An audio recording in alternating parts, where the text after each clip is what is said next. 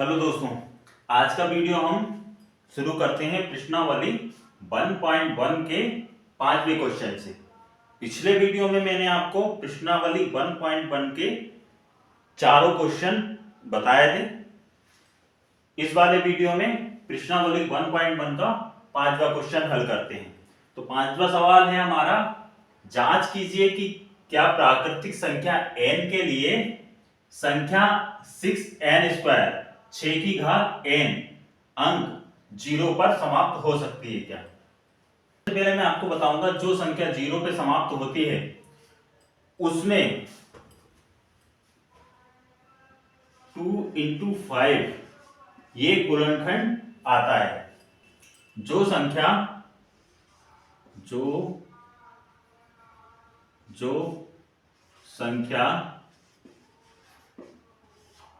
0 पर समाप्त होती है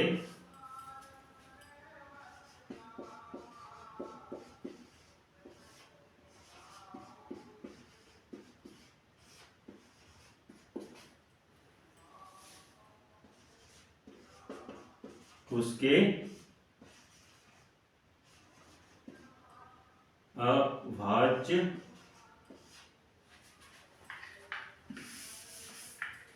गुणनखंड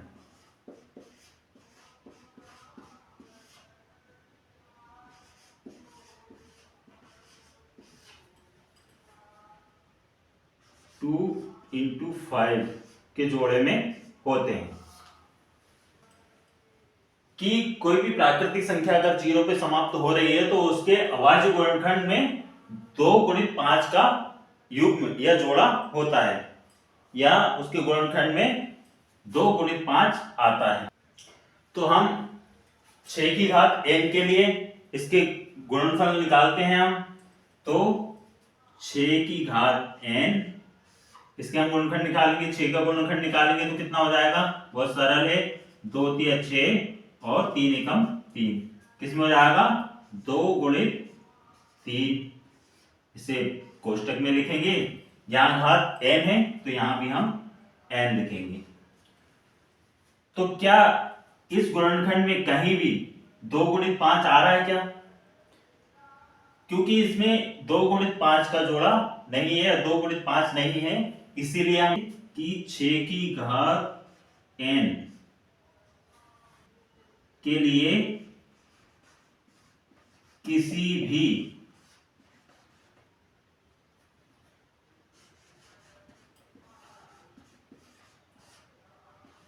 n के लिए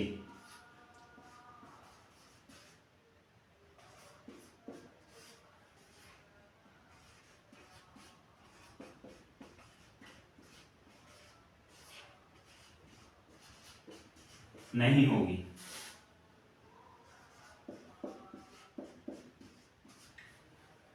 एक बार फिर से देखते हैं कि हमारा पांचवा प्रश्न है, जांच कीजिए कि क्या प्राकृतिक संख्या n के लिए संख्या 6 की घात n अंक 0 पर समाप्त हो सकती है क्या। तो इसका सवाल क्या है कि सबसे पहले तो हम ये देखते हैं कि कौन सी संख्या 0 पर समाप्त हो सकती है।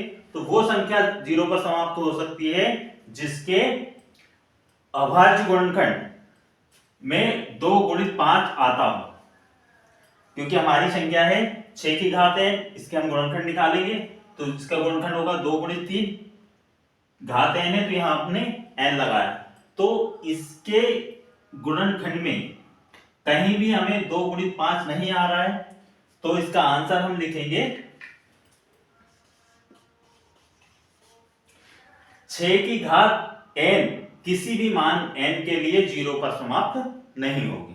तो यह छठा सवाल हमारा क्या है कि व्याख्या कीजिए कि 7 गुणित 11 गुणित 13 प्लस 13 और 7 गुणित 6 गुणित 5 गुणित 4 गुणित 3 गुणित 2 गुणित 1 प्लस 5 भाज्य संख्या है क्यों।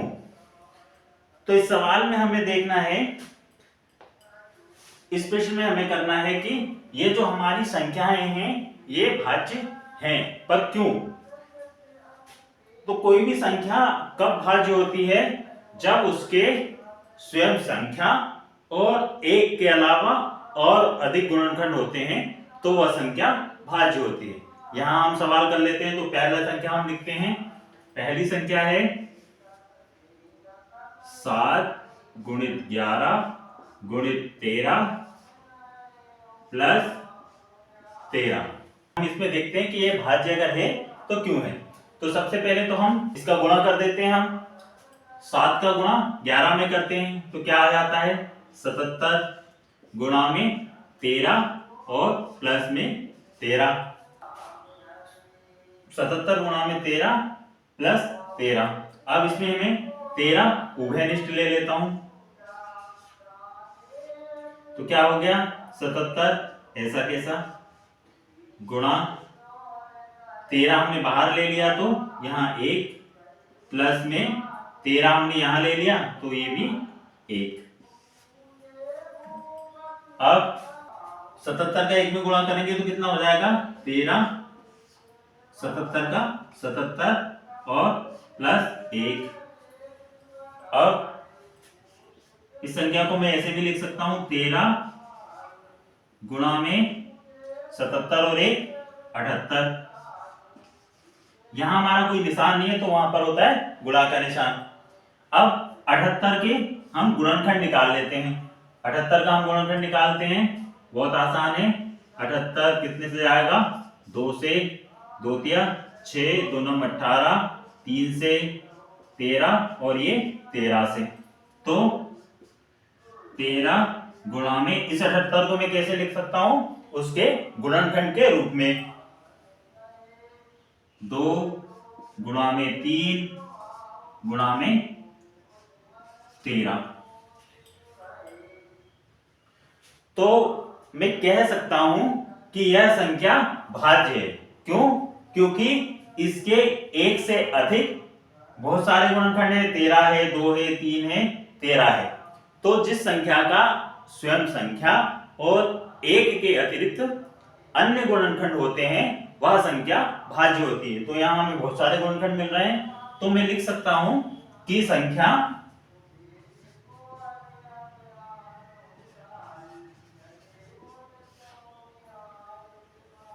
7 गुणा 13 7 गुणा 11 गुणा 13 प्लस 13 7 गुणा 11 गुणा 13 प्लस 13 भाज्य संख्या है।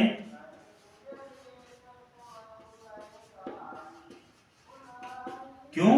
क्योंकि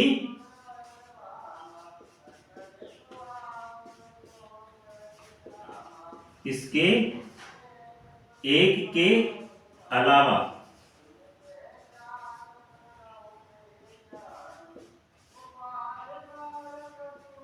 बहुत सारे गुणनखंड है।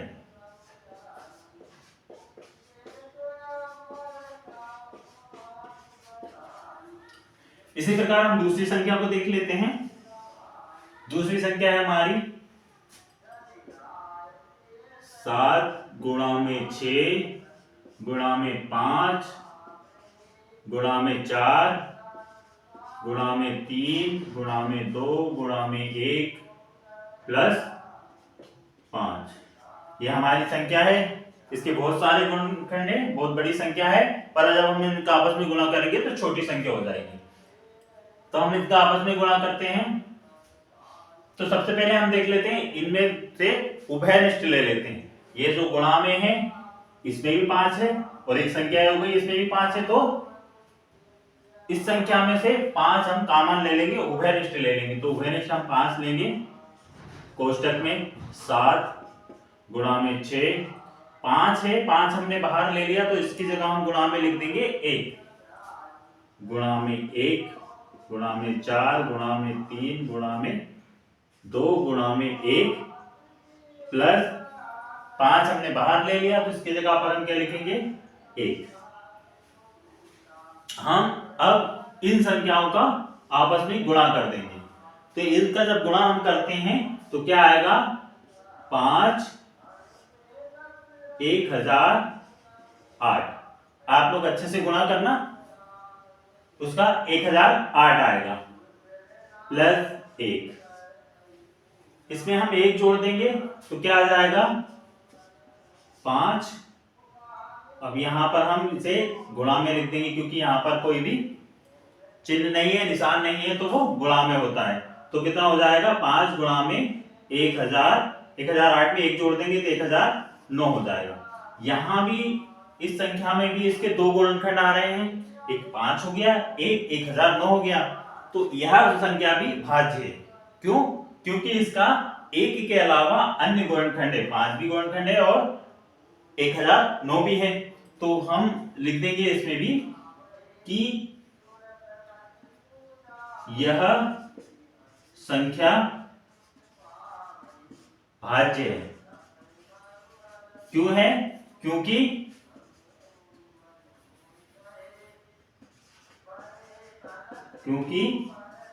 इसके एक के अलावा अन्य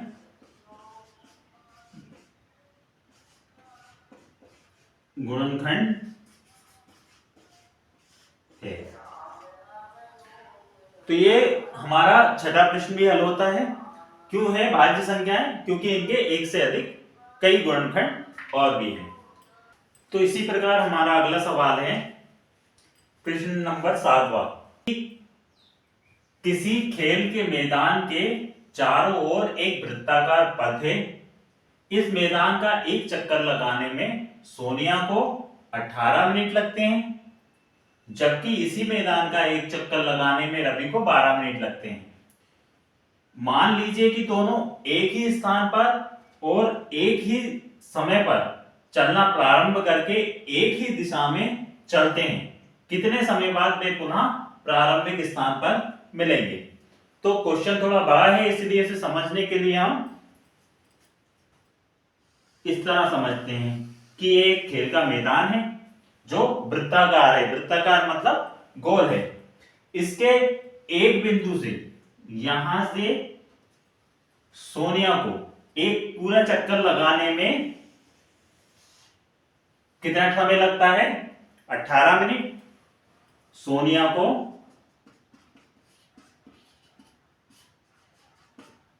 18 मिनट, और इसी बिंदु से प्रारंभ होकर के रवि को इस मैदान का एक चक्कर लगाने में कितना समय लगेगा?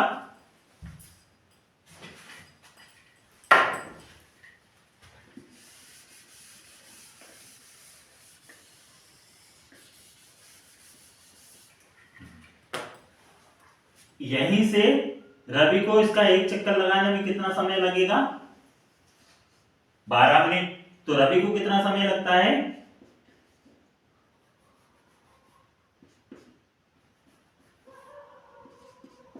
रवि को 12 मिनट।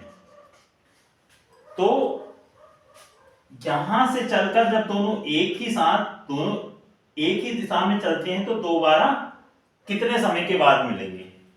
तो यहां पर हम इस सवाल को हल करते हैं तो हमारे पास दो संख्या है। कौन कौन सी? ये सवाल का हल हमारा यहां से शुरू होता है। हमारे पास दो संख्या है। यहां हमारे पास दो संख्या है। कौन कौन सी है? एक 12 और एक 18। एक 18 और एक 12।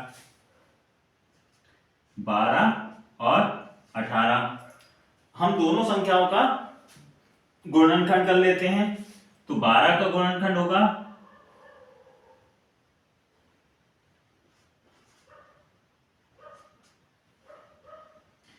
यहां निकाल लेते हैं हम 12 का, बहुत आसान है। 2 से 6, 2 से 3 और 3।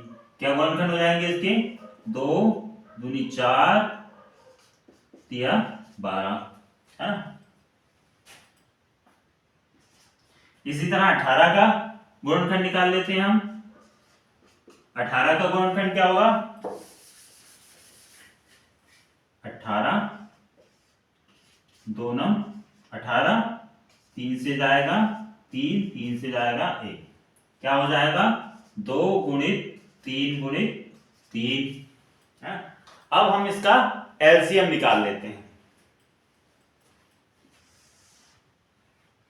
दोनों संख्याओं का एलसीएम।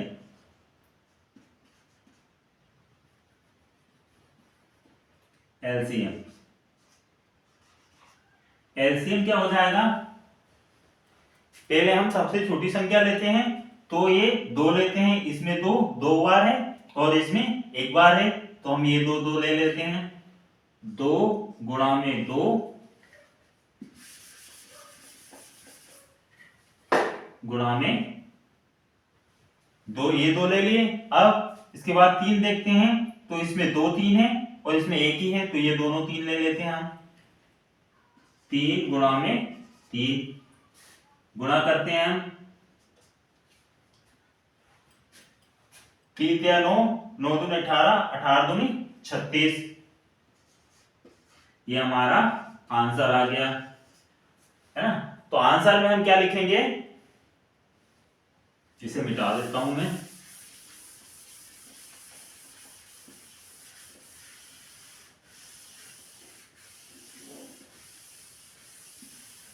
आंसर में हम लिख सकते हैं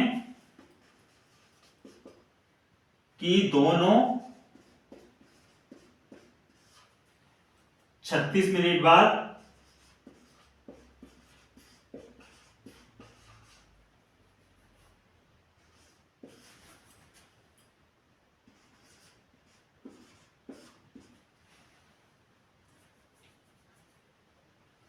दोनों 36 मिनट बाद मिलेंगे।